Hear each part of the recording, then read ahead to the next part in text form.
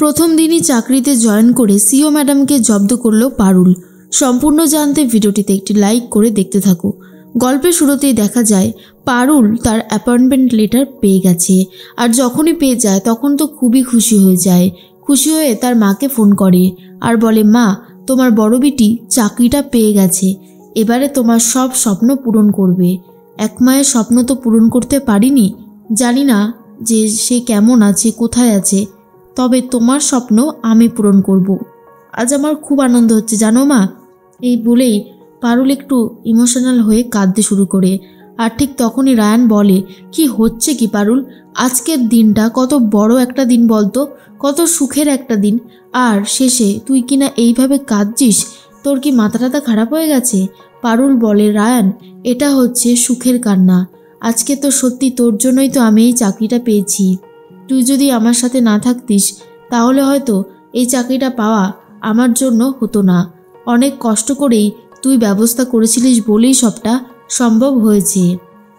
তখনই রায়ান বলে, আরে চুপ কর জন্তু, তুই যদি সেই রকমভাবে দাবাটা না খেলতিস, ওনাকে যদি না হারাতিস, তাহলে কিছুই হতো না।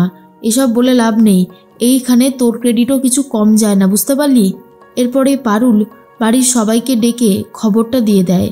তখনই কাকিমণি বলে, তুমি তো চাকরি থেকে বাতিল হয়ে গিয়েছিলে, রাতারাতি আবার চাকরিটা পেয়ে গেলে কি করে? পারুল তখন বলে, এই সব কিছুর জন্যই একমাত্র যদি কেউ থাকে আমার পাশে, সে হলো রায়ান। ওই সব ক্রেডিট, ও ছাড়া আমার পক্ষে কিছুই করা সম্ভব ছিল না। ওই তো অনেক বড় একটা ঘটনা ঘটিয়েছিল। ছদ্মবেশ নিয়ে কোম্পানির চেয়ারম্যানের কাছে গিয়ে দেখা করে, আর তারপর আমি সেই চেয়ারম্যানের সাথে দাবা খেলতে বসে পড়ি। আর তারপর যখন আমরা ওনাকে হারিয়ে দিই, উনি আমাদেরকে বুঝতে পারে আর আমাকে চাকরিটা দিয়ে দেয়। কিন্তু চেয়ারম্যান স্যার পর্যন্ত পৌঁছানোটা অনেক বেশি ডিফিকাল্ট ছিল, যেটা রায়ান করে দেখিয়েছে।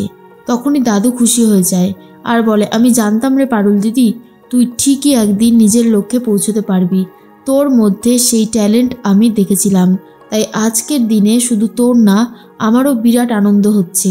এর মধ্যেই মৌসুমি মনে মনে ভাবে, আমার ছেলেটা যে কি করে না বুঝে উঠতে পারি না। কি কুক্ষণে যে ওকে সাহায্য করতে গেল, নিজে যেত চাকরিতে খুব ভালো হতো। সত্যি রায়ানকে মাঝে মধ্যে আমি বুঝে উঠতে পারি না। এরপর ঠাম্মি এসেছে। ঠাম্মি এসে পারুলকে বলে, পারুল দিদি, তুই আজকে অনেক বড় একটা কাজ করে দেখিয়েছিস রে, আজ আমার ভীষণ আনন্দ হচ্ছে। এর মধ্যেই পিসিমণি বরণের থালাটা নিয়ে এসে রায়ানের হাতে তুলে দেয় আর বলে, নে রায়ান, এইবার বাদবাকি কাজটা তুই করে ফেল। রায়ান তো পারুলকে বরণ করে মিষ্টি মুখ করায় আর বলে, এবার থেকে আমরা দুজন ওই অফিসে থাকবো, অফিসটাকে ঠিক দেখে রাখবো। তখনই দাদু বলে, সত্যি কথা, তোমরা দুজন যেখানে থাকবে সব কিছু এত সুন্দরভাবে করবে আমি খুব ভালো মতনই জানি। পারুল দিদি ভাই, এবার থেকে কিন্তু তোর দায়িত্ব আরও বেড়ে গেল। অফিসের সামলানো সব কাজ আর রায়ান দাদু ভাইকেও কিন্তু দেখে রাখতে হবে। পারুল তখন বলে, ঠিক আছে দাদু, আমি সবটাই করতে পারবো। কিন্তু মৌসুমি সেটা একদমই ভালো লাগে না। মৌসুমি তাড়াতাড়ি করে গিয়ে ভেতর থেকে 1 প্লেট মিষ্টি নিয়ে আসে আর পারুলকে খাইয়ে দেয় আর বলে, পারুল, আজ আমি অনেক খুশি হয়েছি। তখনই পিসিমণি ভাবে, কেসটা ঠিক অন্যরকম হচ্ছে, মনে হচ্ছে গন্ডগোলের কিছু আছে।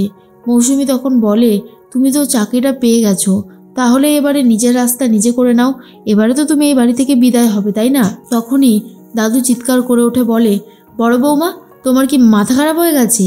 যতদিন আশুতোষ বসু এই বাড়ির ভিতরে বেঁচে আছে ততদিন পারুল দিদিভাই কোথাও যাবে না। তাতে যদি তোমার ছেলের সাথে সম্পর্ক না থাকে, না থাকবে, কিন্তু ও আমার নাতবউ হয়ে এই বাড়িতে থাকবে। তখনই পারুলের শ্বশুরমশাই মানে রায়ানের বাবা বলে, একদম ঠিক কথা বলেছো বাবা। পারুল, তুই চিন্তা করিস না, এটা তোর বাবারও বাড়ি, তাই বাবার বাড়িতে মেয়ে তো থাকবেই। মৌসুমি তখন বলে, কিন্তু পারুলকে তো আমরা কেউই মেনে নিতে পারিনি, রায়ান মেনে নিতে পারেনি, তাহলে ও শুধু শুধু এই বাড়িতে থেকেই বা কি করবে? দাদু বলে, বড় বৌমা, তোমার সমস্ত দিকগুলো ভেবে দেখা উচিত ছিল। পারুল রায়ানের জন্য, আমাদের বাড়ির জন্য ঠিক কী করেছে, কিন্তু তুমি বেইমানের মতন ভুলে গেছো। যাই হোক, আমি আর ও সমস্ত কথায় যেতে চাই না, শুধু এটুকুই বলতে চাই, পারুল দিদিভাই থাকবে, এখান থেকে ওকে কেউ বার করতে বললে সে যেন নিজে বের হয়ে যায়। রায়ান তখন বলে, মা, তুমি যে কি করো না, একটা ভালো সময়ে এমন কিছু করো, সবার আনন্দটাই মাটি করে দাও। মৌসুমি তখন ভাবে, আমার পারুলকে কোনোভাবেই পছন্দ না, তাই পারুল যাই করুক না কেন আমি ওকে কোনোভাবেই সাপোর্ট করব না। কি করে ওকে এই বাড়ি থেকে বার করতে হয় সেই চেষ্টাই করে যাব। পরের দিন সকাল হতেই রায়ান আর পারুল দুজনাই রেডি হয়ে নিয়েছে। তখনই ঠাম্মি, দাদু সবাই মিলে পারুল রায়ানকে আশীর্বাদ করে যেন সব কিছু ভালো থাকে, সব কিছু ভালো হয়। কাকিমণি তখন ভাবে, রায়ান আর পারুলকে নিয়ে এত বাড়াবাড়ি করে সবাই, আমার ছেলেটা মল্লার, কই ওকে নিয়ে তো কেউ বাড়াবাড়ি করে না। সব আদর ভালোবাসা শুধুমাত্র রায়ান আর তার বউ পারুলের জন্য। দেখলেই গা জ্বলতে থাকে। এর মধ্যেই রায়ান তখন বলে, এবার আমাদেরকে বেরোতে হবে। চল পারুল, অফিস তো 10টায় শুরু, না হলে লেট হয়ে যাবে। এই রে, আমার আইডি কার্ড বানানোর জন্য আমাকে 1 কপি ফটো নিয়ে যেতে বলেছিল, সে ফটোই তো ব্যবস্থা করা হয়নি। তুই এক কাজ কর, তুই অফিসে পর্যন্ত পৌঁছে যা, আমি ফটো তুলে নিয়ে এক্ষুনি আসছি। পারুল তখন বলে, ঝটপট আসিস, দেরি করিস না যেন। মনে আছে তো অফিস টাইম কত থেকে কত পর্যন্ত? এরপরেই রায়ান তখন বলে, তুই চিন্তা করিস না, আমি ঠিক পৌঁছে যাব। এর মধ্যেই পিসিমণি বলে, পারুল তুমি কিন্তু রায়ানকে দেখে রেখো, ঠিক যেভাবে ইউনিভার্সিটিতে তোমরা দুজন একসাথে থাকতে। পারুল তখন বলে, পিসিমণি তুমি একদম চিন্তা করো না, আমি তো আছি, রায়ানের সাথে সব সময় থাকবো, রায়ানের কোনো ক্ষতি হতে দেবই না। মৌসুমি ভাবে, এইভাবে তো পারুলকে ছাড়া যাবে না। তাই পারুলকে এক গাদা শাড়ি নিয়ে এসে দেয় আর বলে, এগুলো আয়রন করে তবেই বেরোবে, তোমার কাজের দায়িত্ব আমরা কেন নিতে যাব, ঠিকঠাকভাবে আয়রন করে দাও। এরপরে রায়ানের বাবা বলে, মৌসুমি কি হচ্ছেটা কি? পরিষ্কার বোঝা যাচ্ছে তুমি ইচ্ছা করে পারুলকে আটকাতে চাইছো, কিন্তু এরকম করে কি লাভ বলো তো? পারুল তুই যা, আমি দেখে নিচ্ছি, আর তোমার এই শাড়িটারই লন্ড্রি থেকে আমি আয়রন করে নিয়ে আসবো। কিন্তু পারুল বলে, না বাবা, ওনারা যখন আমাকে এত বড় একটা চ্যালেঞ্জ দিয়েছে, আমি এই চ্যালেঞ্জটা কমপ্লিট করে তারপরেই যাব। তখনই রায়ানের বাবা বলে, কিন্তু তোর তো অফিসে যেতে দেরি হয়ে যাবে, প্রথম দিন দেরি হলে ইমপ্রেশনটা ভালো হবে না। কিন্তু পারুল তখন বলে, আমি পারবো ঠিক টাইমে যেতে। পারুল তো ঘরে ঢুকে শাড়ি আর আয়রন দেখে ভাবনা চিন্তা করতে থাকে কি করে একটা বড় আয়রন বানানো যায় আর তাতে ঝপঝপ করে শাড়িগুলো আয়রন করা হয়ে যাবে, কারণ এই ছোট আয়রন দিয়ে আয়রন করতে গেলে অনেকটা সময় লেগে যাবে। পারুল সেখানে তার বিদ্যা আর বুদ্ধি কাজে লাগাচ্ছে। অন্যদিকে মল্লারের স্ত্রী অর্থাৎ টগর, কাকিমণি আর মৌসুমি তিনজন মিলে পারুলের ওপর নজর রেখেছে। পারুল কিন্তু খুব সুন্দরভাবে কাজটা করে আর তারপরে অফিসের পথে রওনা দেয়। সিইও ম্যাডাম যখনই পারুলকে দেখে আর বলে, এ কি, তোমাকে তো আমি কালকে ঘাট ধাক্কা দিয়ে রীতিমতো বার করে দিলাম, কিন্তু তুমি এখানে এসেছো কেন, অফিসে জয়েন করছো নাকি? পারুল তখন বলে, হ্যাঁ, আপনাদের যে চেয়ারম্যান স্যার আছে তিনি আমাকে এখানে ডেকেছেন, অ্যাপয়েন্টমেন্ট লেটারও আমার কাছে আছে, আপনার কি কিছু চাই?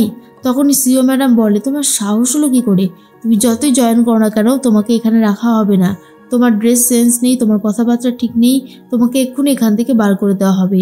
তখনই পারুল বলে, আমিও দেখব যে আমাকে কি করে এখান থেকে বের করে দেন, আমি এখানেই থাকবো। এরপরেই সিইও ম্যাডামকে চ্যালেঞ্জ করে সিইও ম্যাডামকে এই অফিস থেকে বার করে দিয়ে সিইও ম্যাডামের জায়গাটা নেবে নাকি পারুল।